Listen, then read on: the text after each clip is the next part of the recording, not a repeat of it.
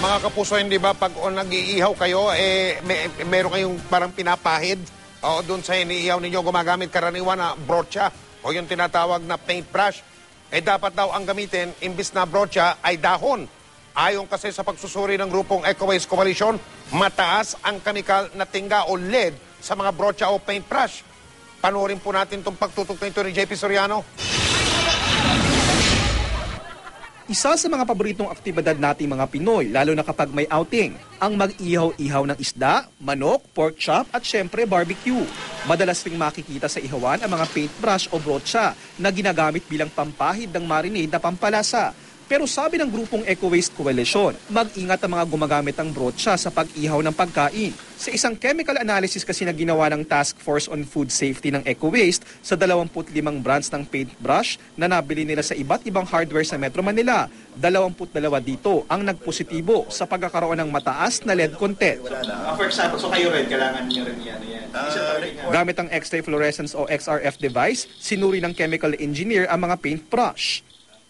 Is 2,000, no? 2,000. Ang lead content? Yeah, 2,977. Pero ang limit natin 90 ppm. So bagsak siya? Bagsak siya, malayo.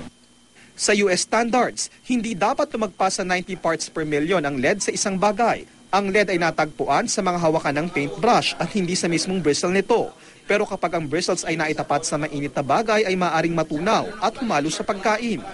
Dahil nga sa dalas na paggamit na nitong paintbrush, may posibilidad na ito ay mag-chip out, mababakbak, at kung ito pa ay naidikit mo sa isang may mainit na parte, whether sa pagkain man siya o dun sa mismo sa barbecue area, ay may posibilidad na ito na mag-melt, no? yung pintura mismo na nandito.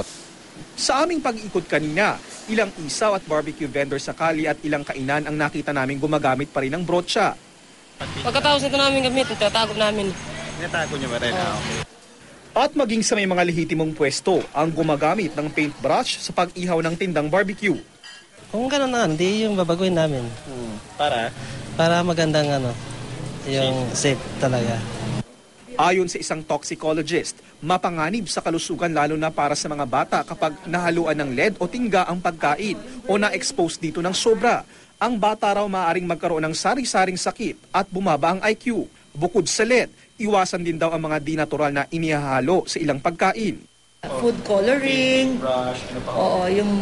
o kaya naman yung mga magic sugar, so yun yung mga food additives na medyo dapat ingat tayo.